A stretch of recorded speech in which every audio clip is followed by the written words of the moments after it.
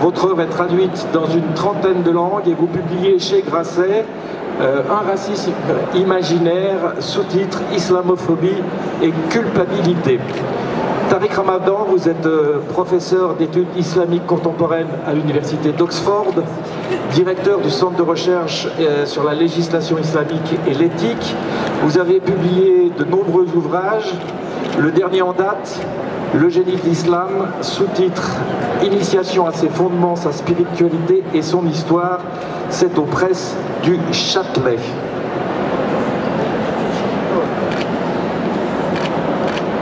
On va commencer avec vous, Pascal Bruckner. Dans votre livre, vous ne niez pas que certains musulmans peuvent être victimes de haine, mais vous le démontrez même à certaines occasions, mais vous estimez que cette notion d'islamophobie est équivoque. Essayez de nous dire pourquoi elle est pour vous équivoque. Alors effectivement, l'islamophobie, c'est un vieux mot du vocabulaire colonial. Lorsque les musulmans étaient considérés comme les meilleurs alliés de l'Empire français en Afrique occidentale française et au Moyen-Orient, c'est un mot qui s'est endormi pendant longtemps et qui a été ressuscité à la fin des années 80. C'est la révolution communiste qui le réveille. Par les musulmans britanniques à propos de l'affaire Rushdie. Et donc c'est un mot qui est une arme, qui consiste donc, c'est une arme qui a un double but. D'une part, de faire taire les Occidentaux, coupables évidemment de tous les crimes, le colonialisme, l'impérialisme, l'esclavage, et j'en passe, la laïcité, l'égalité homme-femme, mais c'est surtout, me semble-t-il, une arme destinée à faire taire les réformateurs musulmans, c'est-à-dire ceux qui, au sein de l'islam, veulent contester le dogme officiel et qui donc embarrassent ou gênent la doxa. Et moi, ce qui me gêne aussi dans le mot islamophobie, c'est qu'il amalgame deux sens très différents. La persécution des croyants, et là nous sommes tous d'accord, on ne persécute pas les croyants d'une religion, et ça c'est un crime, sous toutes les latitudes, mais le deuxième sens du mot islamophobie, c'est la remise en cause de la religion. Or, dans nos climats, dans les pays démocratiques, remettre en cause la religion, c'est un droit depuis la Révolution française qui a aboli le crime de blasphème. Et donc, ce mot me gêne justement parce que on ne peut pas l'utiliser sans immédiatement imposer silence aux contestataires. Et la meilleure preuve que ce mot est un mot étrange à mes yeux, que je ne l'utilise jamais, sinon avec des guillemets, c'est que le mot christianophobie n'existe pas. Il existe, mais personne ne l'utilise. Alors même que les chrétiens sont persécutés dans tout le monde arabo-musulman, la visite du pape hier en Égypte en témoigne encore, les Coptes en Égypte, les chrétiens en Syrie, en Irak, au Pakistan, partout. Et on sait très bien que malheureusement, peut-être que dans 50 ans, il n'y aura plus un seul chrétien dans le monde musulman, de même qu'il n'y a plus de juifs déjà, ou pratiquement plus. J'ai parlé avec de nombreux chrétiens, des archevêques en Irak et ailleurs, et ils songent tous à l'exil, parce qu'il semble y avoir une allergie de leurs compatriotes musulmans à leur présence. Et autre exemple aussi sur ce non-usage du mot islamophobie, lorsque le père Hamel, en juillet 2016, a été égorgé à Saint-Étienne-de-Rouvray dans son église par deux jeunes gens islamistes, la presse, à juste titre, n'a pas parlé de crimes racistes, elle a parlé de crimes de haine et d'intolérance religieuse. Donc ce que je demande simplement, c'est de ne pas mettre le racisme à toutes les sauces, mais de nommer les choses exactement. Et je pense que l'invention du mot islamophobie, et par ailleurs, je reconnais ce talent, une invention absolument géniale. Je félicite ceux qui ont trouvé ce mot, calqué sur xénophobie, parce que celui qui s'empare du langage s'empare des esprits. Et avec ce mot, les fondamentalistes se sont emparés des esprits dans le monde entier, et ils ont en partie gagné. Moi, simplement, j'offre une petite boîte à outils pour ne pas céder au chantage. On va voir, Pascal Bruckner, dans quelle mesure Tariq Ramadan peut être d'accord avec la première partie de votre démonstration, visiblement moins avec la deuxième partie. Tariq Ramadan, si vous deviez donner une définition de l'islamophobie de votre point de vue, quelle serait-elle? D'abord, merci d'organiser ce débat. La façon dont Pascal Bruckner s'explique à l'oral est beaucoup plus douce que la façon dont il aborde le sujet à l'écrit. Sa façon d'aborder le sujet à l'écrit est très violente et extrêmement problématique. Alors moi, je vais en venir au débat maintenant qui est le nôtre. Quand on aborde ces questions, il faut être rigoureux. Il faut être rigoureux sémantiquement, il faut être rigoureux historiquement. Or, Pascal Bruckner n'est rigoureux ni l'un, ni dans un cas, ni dans l'autre. Premier élément, l'islamophobie, comme vous le mettez en évidence, apparaît à l'époque coloniale, mais qu'est-ce qui est dit? Il est dit très clairement, à une époque coloniale, de la Fosse utilise le terme en disant « attention, les musulmans ne sont pas les pires ennemis du colon, c'est une résistance contre le pouvoir colonial, mais ce n'est pas une question religieuse. » En fait, il l'utilise exactement à l'inverse de ce que vous dites maintenant. Et donc, premier élément historique, erreur. Deuxième élément historique, ça n'est pas du tout à l'époque de la question iranienne. Le mot réapparaît au Runnymede Trust en Angleterre. Pas du tout par les musulmans pro-iraniens, c'est en 96. Ça veut dire, à peu de choses près, historiquement 17 ans après la révolution iranienne, approximation historique encore, et qui est utilisé par le gouvernement britannique, aidé évidemment, puisque c'est la différence avec la France. Il y a des pays aujourd'hui qui font confiance à leurs citoyens de confession musulmane, pas beaucoup la France, ni beaucoup d'intellectuels comme vous. Et donc en l'occurrence, il développe sur la question de l'islamophobie un rapport qui va être l'étude de la couverture médiatique de la question de l'islam, et qui montre une chose: moins de 1% des actes les plus extrémistes couvrent 2/3 de la couverture médiatique. Et ils mettent en évidence une distorsion absolue de la perception populaire par rapport à cela. Ça s'appelle comment? Une tentation raciste. Or, l'islamophobie veut dire une attitude qui va concerner l'attaque ou la prise en compte d'une personne pour ce qu'elle est, au-delà de ce qu'elle pense ou de ce qu'elle fait, uniquement parce qu'elle est musulmane. Est-ce que cela existe historiquement? Oui. Est-ce que le fait que vous reconnaissiez historiquement va faire que vous alliez discuter les arguties sémantiques du mot? Si vous devez le faire, monsieur Bruckner, il faut le faire avec l'antisémitisme, car l'antisémitisme est un mot qui a été produit par un antisémite lui-même. Le terme étymologiquement et sémantiquement est une erreur, puisque les sémites, c'est tous les arabes et pas simplement les juifs. Mais nous avons accepté, vous comme moi, que l'antisémitisme était directement lié au fait d'attaquer le juif pour ce qu'il est, au-delà de ce qu'il pense et de ce qu'il fait. Nous avons normalisé le terme et nous avons raison de le faire. L'antisémitisme existe. Donc ma question, elle est extrêmement claire, elle va à l'encontre de tout ce que vous dites. Il n'y a pas d'utilisation et d'instrumentalisation d'un terme. La question est très simple. Est-ce qu'aujourd'hui, chiffres à l'appui, non pas dans les espèces de vagues idées théoriques que vous avez, mais chiffres à l'appui, dans tout ce qui est produit par des institutions qui utilisent le terme islamophobie, l'OSCE, l'Observatoire de Vienne, les Nations Unies et l'Union Européenne. Le seul pays, non pas le seul pays, le seul cercle qui ne l'utilise pas, c'est Pascal Bruckner, Caroline Fourest, Bernard-Henri Lévy et quelques politiques qui vous suivent comme Valls, qui sont à gauche, de la droite un peu à gauche, on ne sait plus où ils sont. D'ailleurs, il n'y a plus tellement aujourd'hui de distinction sur ce plan-là. Donc je me termine par un élément, oui. C'est qu'aujourd'hui ces institutions internationales disent, chiffres à l'appui, se développe en Occident une position qui est un racisme anti-musulman et qui fait qu'on cible des personnes dans leur religion, non pas par ce qu'ils disent, mais simplement par le... Donc c'est un racisme. C'est comme ça qu'on appelle islamophobie, un racisme. Et c'est de cela dont il faut aujourd'hui parler. Soit dit en passant, christianophobie, rapporteur des Nations Unies, a développé, c'est Doudou Diène, qui a travaillé pendant 10 ans, 15 ans sur la judéophobie, christianophobie, islamophobie. Encore une approximation sémantique. Alors, juste pour que le jeu soit équilibré, vous avez parlé à peu près selon le même temps de parole. Je vais essayer de faire attention que vous ayez le même temps de parole, donc je risque de vous couper de temps en temps. Et ne soyez pas trop long si on veut que le débat avance. Moi, je préfère qu'on découpe une idée en deux pour faire avancer le débat et que le public comprenne bien. Pascal Bruckner, j'imagine que vous souhaitez répondre. Bon, alors Tariq Ramadan, ne vous laissez pas emporter par l'esprit polémique. En général, je vous connais plus doux, mais je ne rentrerai pas dans ce jeu-là. Effectivement, parce que je crois que ça ne nous amènera à rien. Non, le mot islamophobie est contesté d'abord par des musulmans eux-mêmes. Peut-être vous ne les aimez pas parce qu'ils ne sont pas d'accord avec vous.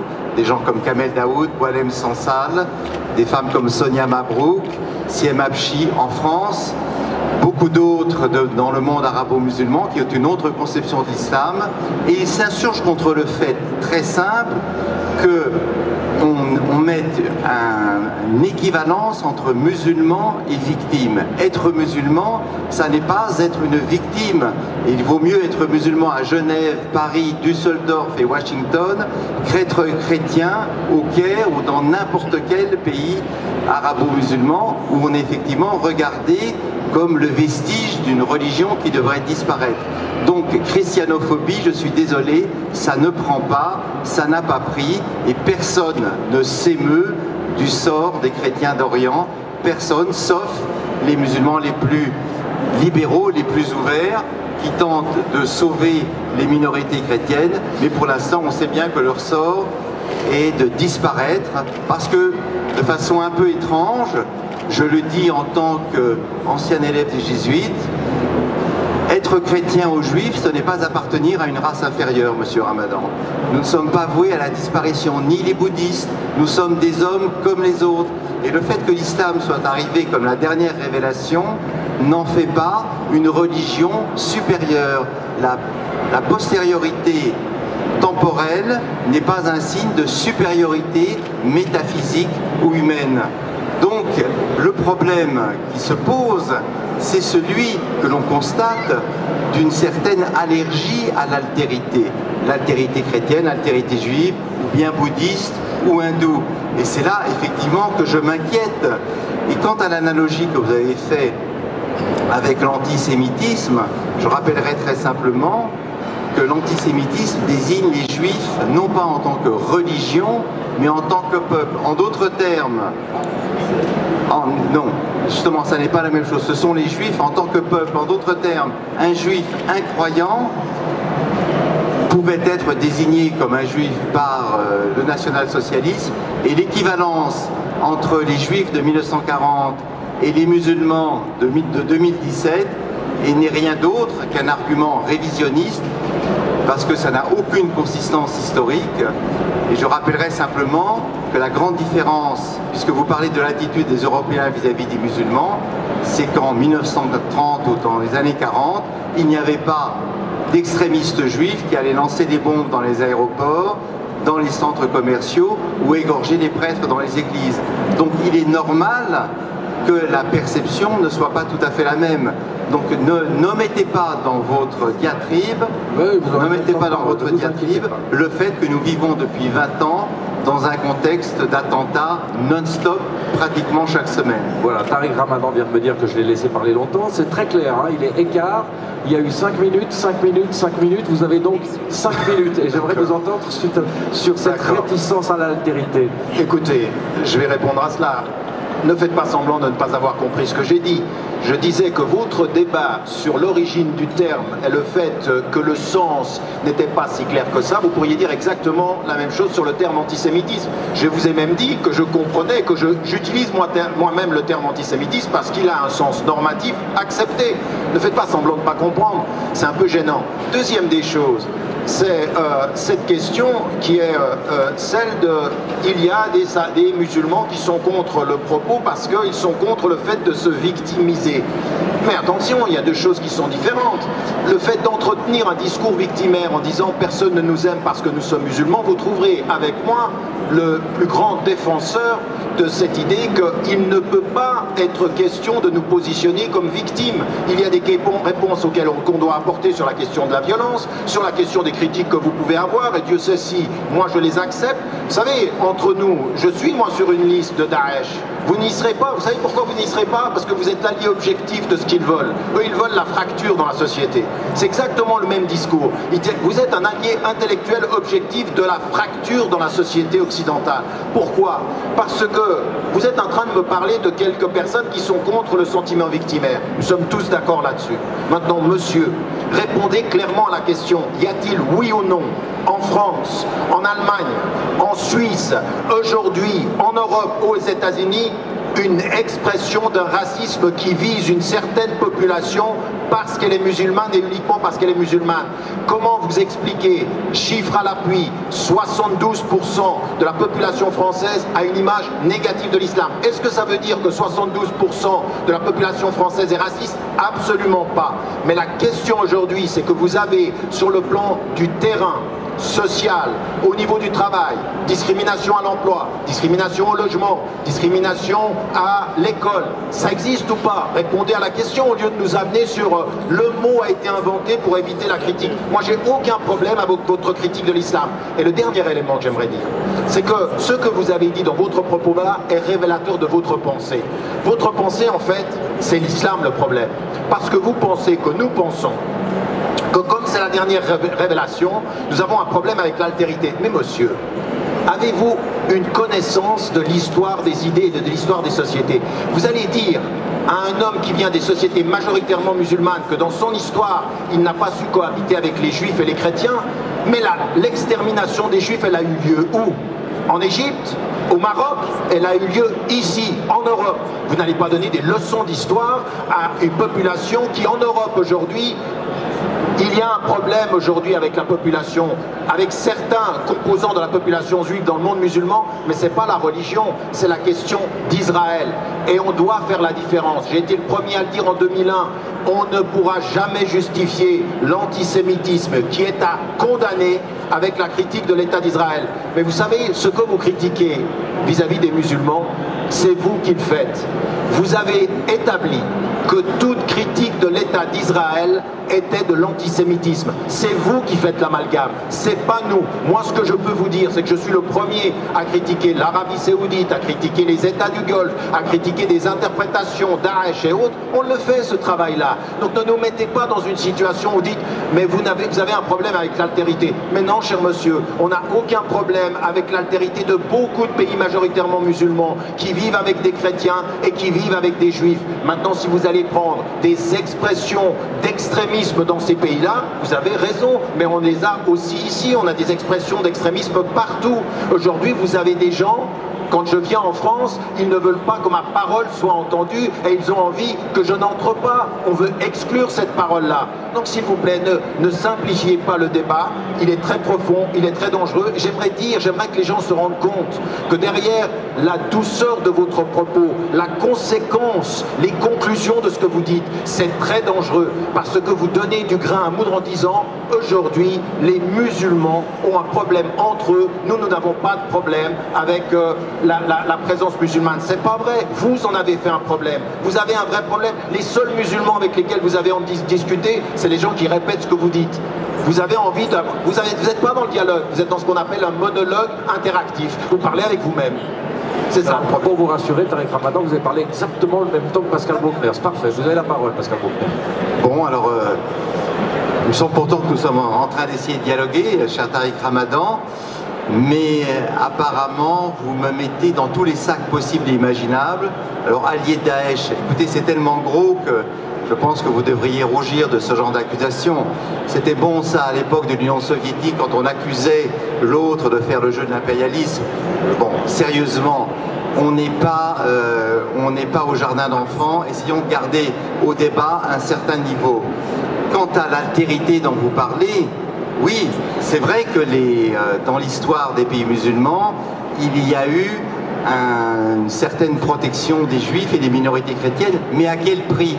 À la condition d'accepter le statut de dhimmi, c'est-à-dire de subordonner de quelqu'un qui ne pouvait pas jouir de tous les droits. Et de cela, évidemment, les chrétiens et les juifs ont souffert.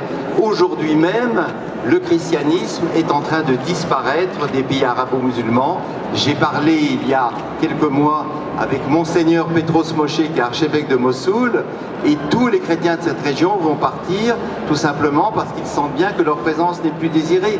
Demandez aux Coptes d'Égypte qui viennent de subir 2 attentats de Daesh, quel est le sort qu'on leur réserve en Égypte. Et c'est en cela d'ailleurs, et c'est là où je voudrais vous contredire, car je ne suis pas du tout un extrémiste, au contraire, je n'ai rien contre l'islam, monsieur Ramadan, j'ai tout contre le fanatisme. Et malheureusement, je constate qu'aujourd'hui, le fanatisme est majoritairement d'origine musulmane. Les chrétiens ont fait leur mea culpa à travers Vatican II, j'attends que l'islam fasse son mea culpa à travers une grande réunion collective et demande pardon pour les crimes qu'il a commis au cours de son histoire, comme le catholicisme l'a fait pour Vatican II. Je sais bien que c'est une demande illusoire, mais en tout cas, moi, je compare ce qui est comparable, 2 grandes religions, le christianisme et l'islam, 2 grandes religions impérialistes qui ont conquis par la violence et par la persuasion, et j'aimerais tout simplement que l'islam suive le cours du christianisme. Malheureusement, je n'y crois pas trop. Alors, je vais répondre encore à ça parce que, d'abord, premier élément, cette façon de regarder le monde. D'abord, on parle de l'islam et de l'islamophobie, on ne parle pas du monde arabo-musulman. S'il fallait uniquement restreindre aux pays arabo-musulmans, n'extrayez pas du monde arabo-musulman les chrétiens en disant ce sont les seules victimes. Dans le monde arabo-musulman aujourd'hui, tous les peuples sont victimes. Je veux dire, pourquoi vous prenez les chrétiens? Prenez tout le monde, c'est-à-dire les musulmans sont victimes de la dictature des Sisi, les Syriens, vous parlez de Mossoul, vous êtes allé parler uniquement à l'archevêque de Mossoul pour savoir qu'ils étaient persécutés, et tous les Syriens, 5 millions de Syriens dont la majorité sont de confession musulmane, sont en Turquie, partout ailleurs. Pourquoi faites-vous cette différence? Pourquoi aller regarder la religion en disant le christianisme disparaît? C'est tout un peuple qu'on est en train d'abattre, c'est tout un peuple qu'on est en train de maltraiter en Irak. C'est pour ça que vous êtes dangereux, c'est que vous exportez là-bas la différenciation religieuse en regardant les chrétiens. Vous savez ce que ça amène, ça? Ça amène de la Hongrie à la Grèce, à l'Italie, le fait de dire les réfugiés chrétiens, on les laisse entrer, les réfugiés musulmans. Et le pape vous a répondu, le pape a eu cet acte de courage fondateur en disant je vais accueillir des musulmans parce que le réfugié est réfugié, il n'a ni couleur, ni statut, ni religion, il a un état de dignité à respecter. Voilà la parole du pape que je respecte. Et ce que j'ai dit au Qatar, ce que j'ai dit au Moyen-Orient, et ce que j'ai répété au Maroc, honte aux musulmans, honte aux États, des États arabes qui n'accueillent pas les réfugiés comme ils devraient le faire. Donc vous voyez cette parole critique par rapport aux États, vous n'allez pas pouvoir faire la leçon. Mais moi j'aimerais pas, je ne peux pas, monsieur, faire la distinction entre les victimes selon leur religion et selon leur État dans le Moyen-Orient. Et maintenant, si vous voulez parler des chrétiens et des juifs, allez en Afrique, allez en Asie, allez regarder où ils sont. Eh bien, ils vivent ensemble. Bien sûr qu'il y a des problèmes en Indonésie, et j'en ai fait la critique, mais il y a énormément de pays en Afrique. Allez au Sénégal, les familles vivent ensemble, les gens sont ensemble. Au Burkina Faso, en Côte d'Ivoire. Pourquoi vous prenez l'islam que les États qui vous intéressent, où il y aurait une dictature, et dans la dictature vous dites ah, les chrétiens là ils sont persécutés, tous les musulmans c'est normal au fond qu'un musulman soit sous la dictature parce qu'on s'y est habitué, parce que nos relations avec l'Arabie Saoudite et les États du Golfe font qu'on prendra leur argent, on les laissera soumettre leur peuple. Vous n'allez pas beaucoup parler des chrétiens qui peuvent être ailleurs dans le monde. Donc premier élément, c'est ça que j'aimerais mettre en évidence. Vous avez tout contre... pourquoi est-ce que je dis ça? Je vais m'arrêter là-dessus. Pourquoi est-ce que je dis l'allié objectif de Daesh? C'est pas un propos de gamin, c'est pas un propos d'école. C'est de dire que l'analyse que vous faites de la société française et de la société européenne, dans cette fracture que vous exportez là-bas, c'est exactement ce que Daesh veut. Ils veulent aujourd'hui que les musulmans se sentent attaqués par le discours que vous tenez et ils veulent que les gens, les Français ou les Européens pensent que l'islam est étranger à la réalité, en nous demandant systématiquement quand est-ce que vous allez faire votre mea culpa. Mais non, nous on est dans un processus de réforme continuée. Vatican II c'est pas mea culpa, Vatican II c'est relecture, reconsidération des choses. Donc ne transformez pas Vatican II en acte de repentance, ou alors j'ai rien compris à la théologie chrétienne. Donc c'est pas de ça dont il s'agit. Ce dont il s'agit c'est une pensée continue. Et j'aimerais vous dire, bonne nouvelle, monsieur Bruckner. Depuis 50 ans, les musulmans, en particulier ceux qui sont en Occident, ont fait un travail extraordinaire, à l'exception de ceux qui ont tué, dont tous les gouvernements européens vous disent, une infime minorité, 1, 2, 3, 4, 5 dans tous les pays européens. La majorité des Européens de confession musulmane n'ont pas réagi aux caricatures danoises, n'ont pas réagi aux provocations de Van Gogh, n'ont pas réagi à Charlie Hebdo. Ils les ont condamnés, ces quelques individus. Et vous, vous prenez les quelques individus et vous dites tous les musulmans. C'est là où vous êtes dangereux. Daesh est heureux avec vous. Vous savez quoi, bonne nouvelle, vous ne serez jamais sur leur liste de personnes à éliminer. Vous faites exactement leur travail. Alors je vous donne tout de suite la parole, Pascal Bruckner. J'aimerais juste vous signaler qu'on parle depuis 27-28 minutes, que dans 10 minutes, 12 minutes, j'aimerais donner la parole au public qui a des questions à vous poser. Si on arrivait dans les 10-12 minutes qui viennent à trouver quelques points de convergence plutôt que des points de divergence, je serais très très content. Non, alors point de convergence, je crois que ça c'est perdu, mais j'accepte le défi. D'abord, sur l'immense majorité des musulmans, il y a eu en France le rapport de l'Institut Montaigne, qui a été présenté par M. El Karaoui, qui montre qu'effectivement 50% à peu près des musulmans, des Français musulmans, sont des citoyens comme les autres, mais qu'une petite minorité de 28 à 30% de la jeune génération ne veulent pas que les lois de la République soient supérieures à la charia. Ils voudraient vivre selon le rite musulman. C'est exactement ce que dit le rapport tel qu'il a été rapporté dans les différents journaux. Maintenant, sur les caricatures de Mahomet, puisque j'y avais pas pensé, mais vous les amenez. Moi, je suis quand même étonné qu'il y ait toujours deux poids, deux mesures en faveur de l'islam. 3 exemples, 4 exemples. Sur le christianisme, Charlie Hebdo, les couvertures de Charlie Hebdo, c'est 4% sur l'islam, c'est 4% à révéler le journal Le Monde de la totalité des couvertures. Je vais prendre quelques images. Il y a 10 ans, Jésus-Christ sur sa croix, il a perdu un clou, il crie « Vite un clou, je glisse ». Les gens en dessous, pas de chance, grève à Bricorama, faudra attendre. Est-ce que les chrétiens ont protesté? Non. Deuxième chose, Moïse dans son bain. Bain moussant, il a perdu son savon, il ouvre les eaux du bain, comme il a ouvert les eaux de la mer Rouge, il retrouve son savon tout heureux.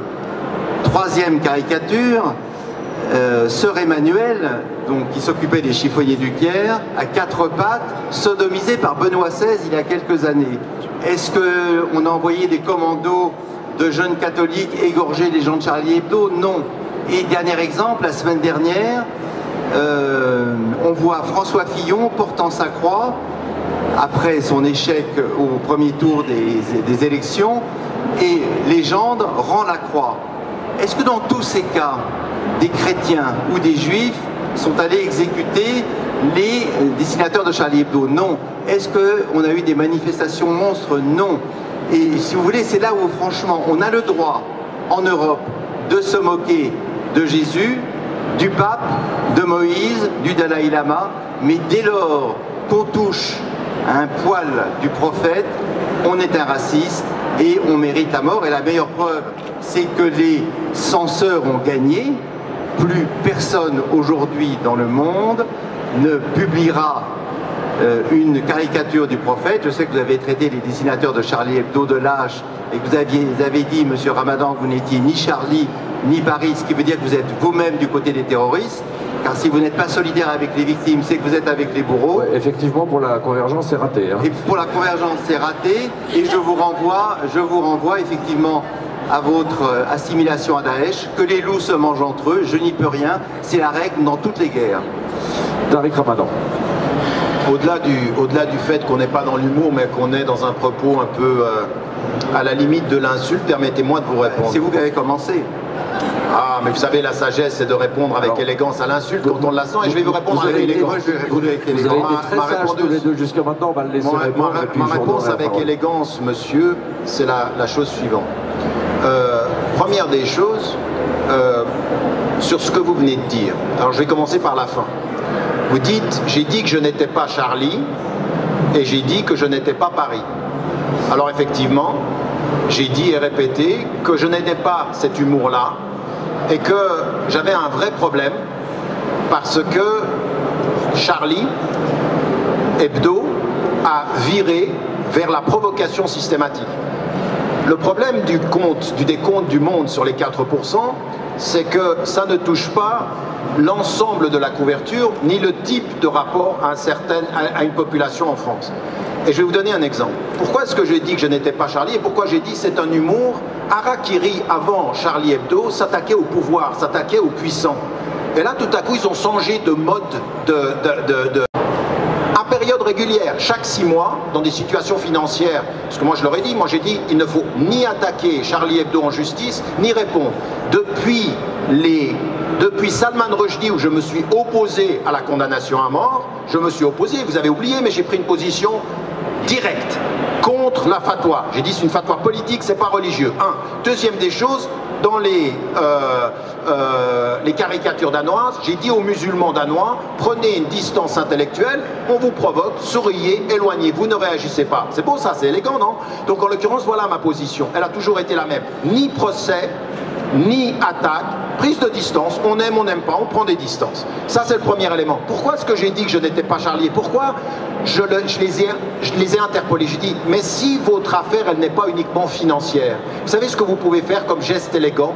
Prenez tout l'argent que vous allez faire sur la controverse autour des caricatures et vous les envoyez pour une cause solidaire en Afrique. Pour qu'on ait vraiment l'impression que c'est pas financier ce que vous faites. Parce que vous êtes dans une telle situation financière que vos controverses là, ça sentait pas bon. Ils n'ont jamais donné l'argent.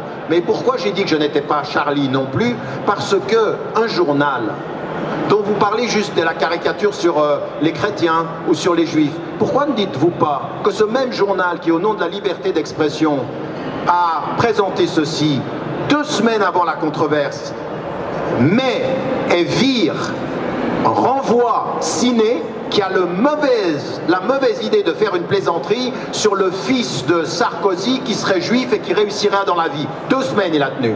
Donc la liberté d'expression a insulté une religion. Vas-y, mais pas le fils de Sarkozy qui est de tradition juive. Quelle est la liberté d'expression, ça? Ça c'est le premier élément, c'est pour ça que je ne suis pas Charlie. Je n'aime pas l'humour sélectif. On rit de tout, on fait attention à tout. Deuxième des choses, pourquoi j'ai dit que je n'étais pas Paris? Regardez comment vous avez tordu mon propos. Mais ça, c'est c'est assez courant entre Caroline Fourest, Bernard-Henri Lévy et vous. Vous êtes des habitués du tordre le propos. J'ai pas dit ça, monsieur. J'ai dit, je ne suis pas Paris, mais je serai Paris si vous dites, je suis Istanbul, je suis Beyrouth, je suis Damas, je suis Bagdad. Je ne fais de différence, aucune victime du terrorisme. Je ne vois pas pourquoi je serais Paris et j'oublierais Beyrouth qui était le lendemain ou la veille. C'est ça que j'ai dit. Pourquoi vous changez le propos en me laissant entendre je suis du côté des terroristes? Non, je suis tellement contre les terroristes que je suis contre les terroristes partout. Pas simplement quand ils touchent les miens, quand ils touchent tout le monde. C'est ça la position. Dernier élément sur ce que vous avez dit au départ de votre propos par rapport à... je ne me souviens plus du début du propos, je m'arrête là. Alors, le temps passe à toute vitesse. Je vous suggère d'avoir encore un échange, Pascal Bruckner, puis Tariq Ramadan, comme ça vous aurez parlé selon le même temps de parole. On ne pourra rien me reprocher. Ensuite, de quoi on va vers la salle. Pascal Bruckner, c'est à vous. J'avais préparé 15 questions, moi. Hein. Oh là là, naïf. Alors moi, je constate je dois dire, avec désolation, que Tariq Ramadan continue à attaquer Charlie Hebdo alors même que 12 dessinateurs ont été liquidés et qu'il continue à faire des victimes, des bourreaux ou des salauds. Non, attendez. Là, je ne vais pas laisser passer ça. Non, mais là, je trouve ça infâme. Vous dites clairement, et vous entendez devant tout le monde ici, ma condamnation immédiate, ferme et répétée de ces attentats partout. C'est-à-dire que j'ai pris c'est Charlie. Moi, Charlie Hebdo, j'ai condamné et pris une position claire. J'ai condamné les attentats un par un. Mais je vous dis et je vous répète que ma condamnation, elle n'est pas sélective. Elle est de toutes les situations. Je condamne les attentats terroristes quand ils se passent partout dans le monde. Et quand vous dites tout à l'heure, parce que c'était un point qui est passé comme ceci, il n'y a que des terroristes qui seraient aujourd'hui des extrémistes musulmans, n'oubliez pas, cher monsieur, qu'aux États-Unis, comme il s'est passé aussi en Indonésie, vous avez eu des extrémistes chrétiens. N'oubliez pas, cher monsieur, que vous avez eu des extrémistes juifs qui ont tué ceux qui ont brûlé un enfant vif, ça s'appelle un extrémiste juif. Et il faut le dire, arrêtez de nous dire qu'on va regarder le nombre et qui fait la différence. Dès qu'il y en a un, soyez avec moi dans la condamnation. Est-ce que je suis clair, monsieur? La condamnation est claire. Ne commencez pas à jouer avec le fait que je n'ai pas été clair dans la condamnation. Alors, tout n'est pas dans tout. Vous venez de perdre le dernier mot d'une certaine manière, puisque je suis obligé de redonner la parole à Pascal Bruckner. Alors d'abord, tout n'est pas dans tout, on ne s'engage avec personne quand on s'engage avec tous. Moi, je condamne les actes très précisément. Maintenant, puisque c'est la fin, c'est ça? On va prendre les questions du public, donc vous pourrez encore argumenter. Tariq Ramadan, je pense que votre problème à vous, c'est que vous auriez pu devenir le Luther de l'islam. Vous vivez en Suisse, vous auriez pu être le grand réformateur dont l'islam européen a besoin pour engager un dialogue justement avec le monde occidental et avec les extrémistes du monde musulman. Luther était un radical. Laissez-le finir, je vous donne 2 minutes la parole après. Mais qui a eu quand même une action extrêmement modernisatrice. Je constate que malheureusement vous ne l'êtes pas, et il me semble que votre difficulté à vous, c'est que vous êtes au milieu du gué. C'est-à-dire que d'un côté, vous sympathisez avec un certain fondamentalisme musulman et vous n'avez pas le courage intellectuel d'aller au-delà. Vous n'avez jamais condamné par exemple la lapidation. Je me souviens de votre débat. Ah ben oui, je suis désolé, mais ça c'est important. C'est-à-dire que vous restez vous avez rien dit, en fait. terriblement... Vous lisez rien en fait. Ben si, je lis pas. Vous êtes resté sur 3 minutes de discussion avec Sarkozy. Vous avez rien lu. Vous avez rien lu. Mais si vous parlez les deux en même temps, personne ne comprend rien, donc l'un après l'autre, s'il vous plaît. Et donc Tariq Ramadan, l'un après l'autre, Tariq Ramadan, vous aussi, il faut lire. Vous n'avez pas on ne comprend rien. Donc Tariq Ramadan, je vous exhorte, essayez d'être enfin moderne et réformateur et cessez de rester entre les deux, entre les extrémistes et un discours apparemment moderne, mais qui est en fait un discours purement défensif. Et je regrette qu'un esprit de votre taille, car vous êtes le seul capable en Europe de le faire, qu'un esprit reste malheureusement arc-bouté sur des positions archaïques et que je juge, moi, totalement rétrogrades et victimaires. Alors, je cherche le mot. Pour que le temps de parole soit identique, vous avez 2 minutes, Tariq Luther, si j'ose dire. Je devrais être flatté d'être considéré par Bruckner comme le seul en Europe. Vous devez bien les connaître tous en Europe pour pouvoir dire que je le suis le seul. Je vais vous dire une chose. Ce pourquoi aujourd'hui je pose un problème à la France, c'est parce que je suis juste l'arbre qui cache la forêt. Vous avez aujourd'hui des générations de jeunes femmes et de jeunes hommes qui tous, par rapport à votre discours, prendraient des distances. Ils ne sont pas du tout victimes. Ils savent qu'il y a un nouveau racisme qui s'est installé, mais ils ne réagissent pas comme des victimes. Vous savez, en sociologie élémentaire, il y a la différence entre identifier des victimes et nourrir un sentiment victimaire. Identifier des victimes du racisme, ça existe. Contre les Noirs, comme ici dans notre pays, contre les Espagnols, les Italiens, les Turcs, les Portugais, ça a existé. Le discours victimaire, c'est d'entretenir ceci en disant on n'est pas aimé, Non. Moi, ça fait 30 ans que sur le terrain, je dis exactement le contraire de ça. Justement pas la victime. Debout, citoyen, libre, pensant notre présence et apportant quelque chose à la société. Eh bien, aujourd'hui, je peux vous dire une chose, que dans toute l'Europe, au-delà de ma personne, il y a des dizaines de leaders locaux, mais ils ne vont pas dans votre sens. Ils ne sont pas entendus. Vous entendez Daoud, vous entendez ceux qui, il faut conclure, dans l'islam, aujourd'hui, vont vous dire, vous savez, l'islam, le problème, c'est que c'est sexiste de fait, et l'islam a fait des mâles frustrés. Vous êtes content avec ça, vous? Il a dit Kamal Daoud, et puis ça sonne bien, c'est Kamal qui l'a dit. Donc, en l'occurrence... Ben voilà. Ben voilà. Il demande si c'est faux. Ben oui, c'est faux, mon ami. Donc, si vous pensez que l'islam produit des mâles moi, je ne pense rien, moi, c'est vous spécialiste. On va faire un pas l'un vers l'autre, formidable. Je me tourne vers la salle.